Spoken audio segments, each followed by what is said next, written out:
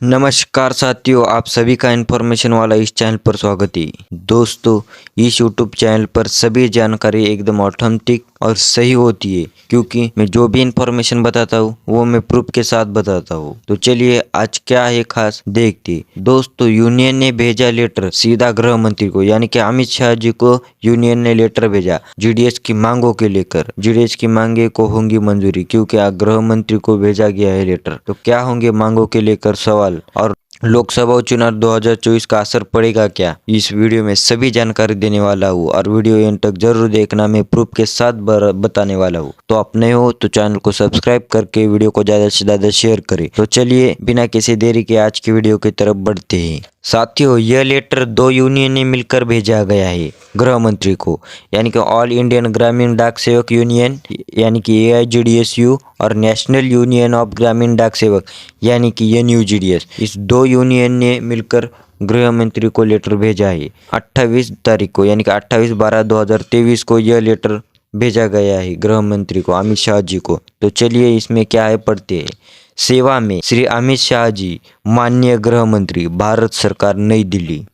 नीचे आदरणीय महोदय, विषय ग्रामीण डाक सेवक नियामक यानी कि ग्रामीण डाक सेवक के विषय के बारे में। उपरोक्त के अनुरूप हम डाक विभाग के ग्रामीण डाक सेवक GDS का प्रतिनिधित्व करते हुए निम्नानुसार प्रस्तुत करते हैं। हमें डाक विभाग के GDS के काम और आचरण पर जोर देने की आवश्यकता नहीं है, क्योंकि माननीय प्रधानमंत्री महोदय जी ने मन की बात में सामान्य रूप से ग्रामीण लोगों की सेवा करने और विशेष रूप से कोविड-19 स्थिति के दौरान GDS से काम करने सराहना की गई है। वे डाक विभाग जनता ग्राहक के प्रति अपने समर्पण और निस्वार्थ सेवा के लिए जाने जाते हैं। वे देश के लगभग 80% ग्रामीण आबादी की सेवा करते हैं। वे शहरी क्षेत्रों में भी काम कर रहे हैं, जहाँ उन्हें सबसे कठिन कड़ी मेहनत का काम सौंपा गया है। स्वयं से पहले सेवा का आदर्श वाक्य विभाग के इस वर्ग पर अधिक लागू होता है। तो महोदय, हम देखते हैं कि जनता की यह धारणा कि यह सेवक कस्बों, शहरों और महानगरों में स्थित बड़े कार्यालयों में काम करने वाले नियमित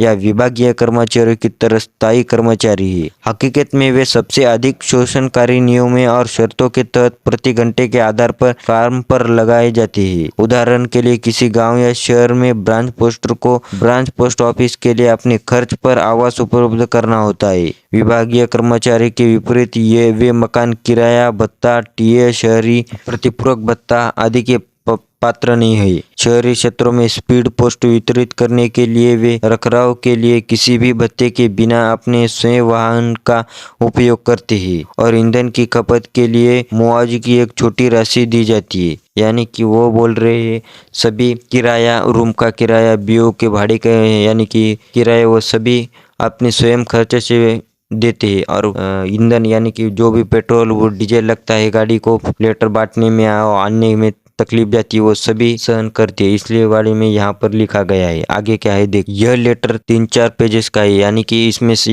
इस लेटर में कहा गया है कि 12, 24, 36 ये 3 स्तरीय पेंशन या पदोन्नति देने की वेतन समिति लागू करे। और इसमें यह भी कहा गया है कि बहुत कम सैलरी आ रही है, टीए वो बढ़ाकर ज़्यादा करे, TRCA लेवल ज़्यादा बढ़ाकर करे, और जिन बिन भाई को पेंशन नहीं है उन सभी के लिए पेंशन की योजना चालू कीजिए।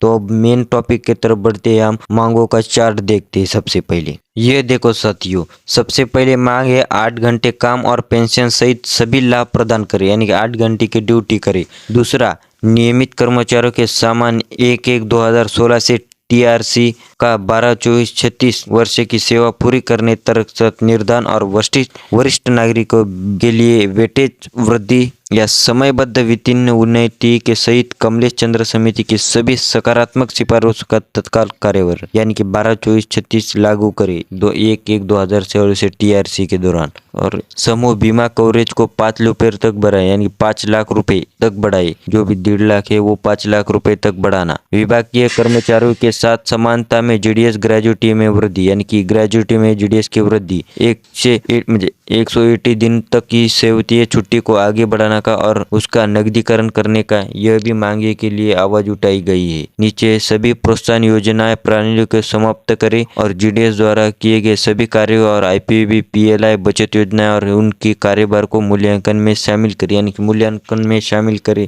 और वो योजनाएं वो हटाए, इसलिए वो बता रहे। समाज कार्य कार्यभार के लिए समान वेतन की सिद्धांत के तहत 5 घंटे के काम के लिए नियोजित नए कर्मचारियों को कार्यभार के आधार पर वार्षिक वेतन वृद्धि और टीआरसी देने में सभी भेदभाव समाप्त करें, यानी कि जो भी नए डीएस लगते हैं उनकी 5 घंटे के तहत सैलरी देना है। जीडीएस और नियमित कर्मचारी के लिए वार्षिक वेतन वृद्धि निकाल में एक रूपता सुनिश्चित करें। छठवां है व्यावसायिक लक्ष्यों के रूप में जीडीएस द्वारा सामान्य किए जाने वाले सभी प्रकार के उत्पीड़न को रोके और उन्हें फेसबुक और इंस्टाग्राम जैसे सोशल मीडिया प्लेटफॉर्म का पालन करके उनकी इच्छा या क्षमता के विरुद्ध अपने स्वयं के मोबाइल उपकरणों का उपयोग करके लिए मजबूर करे। टारगेट दे रहे हैं उनके लिए वो कर रहे हैं। सातवां सेवाओं को बढ़ाने और तेज करने के लिए सभी शाखा कार्यालय को लैपटॉप, प्रिंटर और ब्रॉडबैंड नेटवर्क पहुंच प्रदान करें। और यह है सबसे बड़ा, यानी कि सभी बीओ को लैपटॉप, प्रिंटर और ब्रॉडबैंड नेटवर्क पहुंचाई ताकि कुछ भी तकलीफ ना आए सभी जीडीएस कर्मचारियों को। साथियों, यह इन्फॉर्मेशन कैसी लगी? अच्छी लगी तो चैनल को सब्सक्राइब करके वीडियो को ज़्यादा से ज़्यादा शेयर करें।